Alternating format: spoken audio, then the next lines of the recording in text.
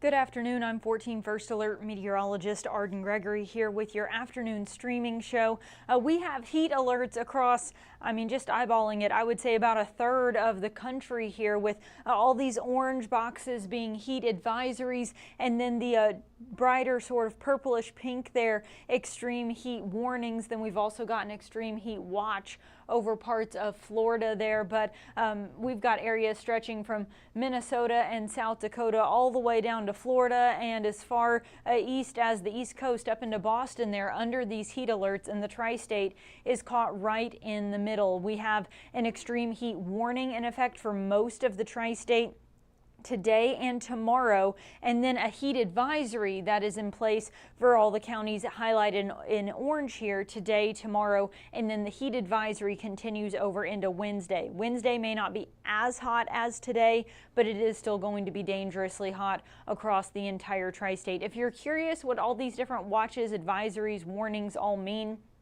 we are very familiar with heat advisories. We've been under one of those for the better part of the last couple weeks, and that is anytime we're going to have a heat index of 105 or greater. Over the weekend, we were under an extreme heat watch. Those are issued 2 or 3 days before we're expecting an extreme heat warning, kind of a heads up that that extreme warning is coming. And then the extreme heat warning, which we're under today and tomorrow, that's for when you're going to have a heat index of 110 or greater for 2 or more days. So that's kind of an extreme heat wave is what that extreme heat warning would be for. So we've been under a heat advisory through this entire heat wave. Then we've been upgraded to this extreme heat warning just today and tomorrow, because this seems to be the absolute worst of it. And then we're still on alert on into Wednesday as well.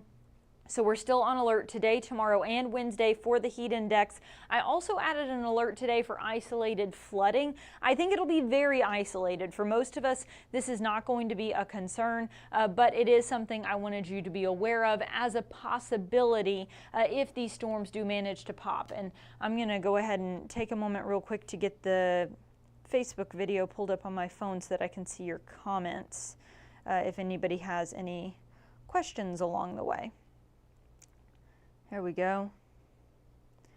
Lacey Martin talking about the storms up in South Dakota. Yes, they are under a watch up there. They've had a severe thunderstorm watch. We're anticipating a tornado watch. There's a lot happening off to the northwest as they've got that system rolling through. Fairly quiet here at home, though. We do have just a few puffy kind of cumulus clouds out there, but it's mostly sunny. And as we continue into the afternoon, we are anticipating that some of those clouds will continue to grow and develop and eventually turn into some spotty thunderstorms. Now, this would not be widespread, but some isolated thunderstorms expected to develop later this afternoon and continue through this evening up and through about sunset. Once the sun goes down, those storms will still be hanging around, but they'll start to gradually weaken and then dry out completely as we go toward the overnight hours. I think by 11, 12 o'clock, we should be completely dry.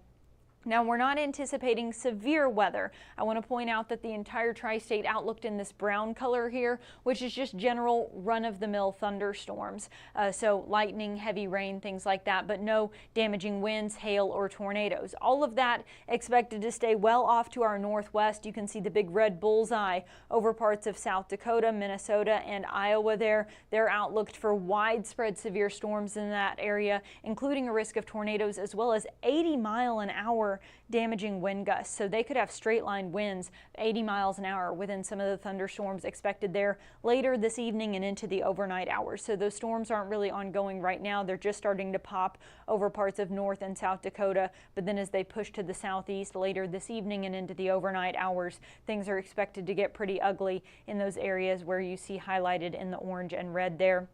But again, here at home, just general run-of-the-mill thunderstorms expected to pop up later this evening. When you look more specifically at just the flooding threat, they are outlooked for heavy rain and flooding to the northwest as well, but then that level 1 risk extends down to us. So while we're not expecting damaging winds, hail, or tornadoes with any storms that pop up tonight, these isolated little thunderstorms that we expect to see developing later this afternoon and evening may produce some very heavy rain. There's a lot of moisture in the atmosphere right now. It is unbelievably humid, and if these storms manage to tap into all that moisture, we could get downpours that could then produce some isolated flash flooding. Again, not a widespread risk, but something that I wanted you to be aware of. If you do get caught in one of those downpours, it could be coming down faster than it can clear out. We could end up with some isolated flooding, mainly in areas that don't drain real well.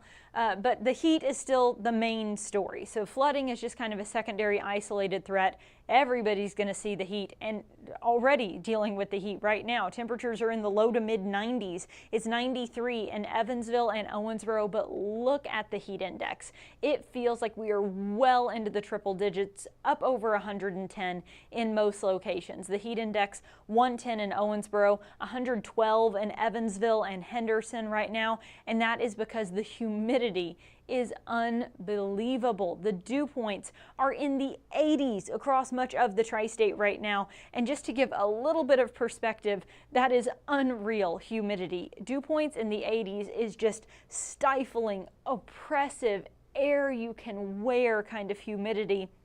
And to give more perspective on how rare dew points in the 80s really is, a dew point of 80 degrees in Evansville, what we're dealing with right now this afternoon, this is the first time we've had a dew point of 80 in Evansville since 2011. So it's been more than 10 years since we've had this kind of humidity, and the all-time record dew point in Evansville is 81. So we are very close to some record-setting humidity out there on top of temperatures already in the 90s. That makes it just miserably and dangerously hot and humid out there, and we may even tack on another degree or two this afternoon. Humidity does make it hard for the temperature to get real high, the actual temperature.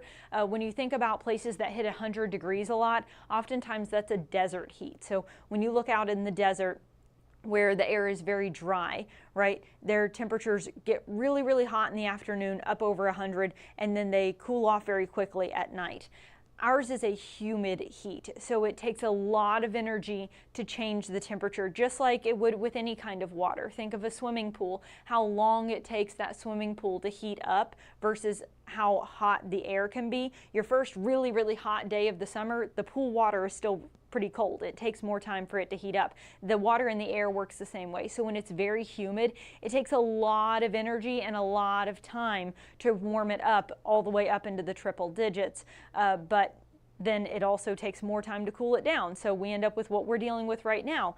Temperatures in the low to mid 90s, struggling to really climb any higher because the air is so full of water. But because the air is so full of water, your sweat cannot do its job. Normally you would sweat, and as that sweat evaporates, it pulls that heat out of your body, and it's your body's natural cooling system. Our homemade air conditioner here is breaking down. When it's this humid, your sweat can't evaporate. The air is at capacity. There's nowhere for that water to go, and you just sit in that sweat, and it is just miserable and hot, and your body cannot cool itself down. It cannot regulate its temperature, and that's how it can turn dangerous very quickly. It's also why our temperatures don't drop that dramatically at night. That water also holding that heat longer. So our temperatures only climb. That was like a whole little side note there on why our temperatures are really, hot, but not overly impressive despite how extremely hot it feels out there. We'll probably only tack on another degree or two. I think with this kind of humidity, it's going to be hard to get up past about 95. And then we'll very slowly start to fall back through the 90s and into the 80s this evening. If you do get one of those isolated thunderstorms, that'll help cool you down a little bit.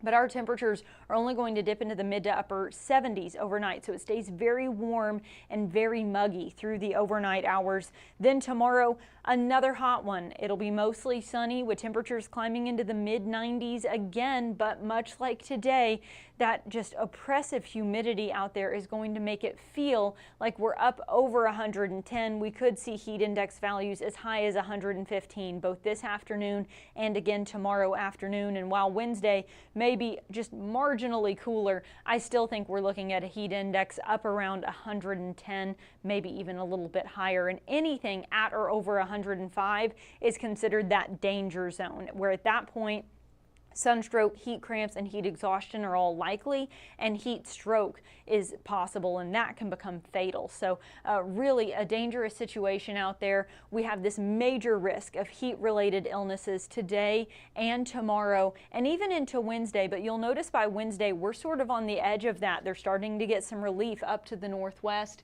and then that cooler air filters in, and our heat risk begins to drop on Thursday and is essentially gone by Friday. And that's because we've got a cold front on the way. So as this low pressure system and frontal system come in from the northwest, it'll kick up a few scattered showers and storms late in the day Wednesday, and then again on Thursday. But as we get to the backside of this weather system, our wind direction changes, and what a world of difference that is going to make. By Friday, that rain is moving off to the south. We're starting to see clearing skies, but this cooler air is coming in from the north, and you see this huge drop in our temperatures. So our actual temperatures, our high temperatures, will be in the mid-90s still through the next couple of days. Then we drop about 10 degrees, and we'll be looking at highs in the low to mid-80s then from Thursday into the start of next week. And it's not just the temperatures that are going to drop either. It will be the humidity. Look at this. Our dew points, as I said,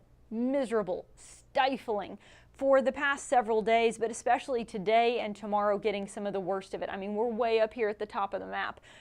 It's still going to be very humid through Wednesday and even to an extent even into Thursday. But then we get on the backside of that cold front and that humidity just drops. And dare I say, it may be downright pleasant out there by this weekend. Not something we get to throw around a whole lot as we get into early August, but that is the case. So all of this heat and humidity, we've suffered through it, and we're finally going to get ourselves a really pleasant weekend as our reward. So on alert today, tomorrow, Wednesday, still dangerously hot and humid.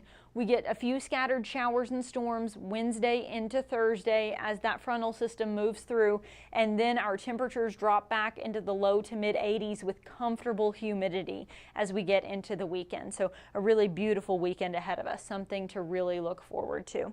Let's check in on the comments.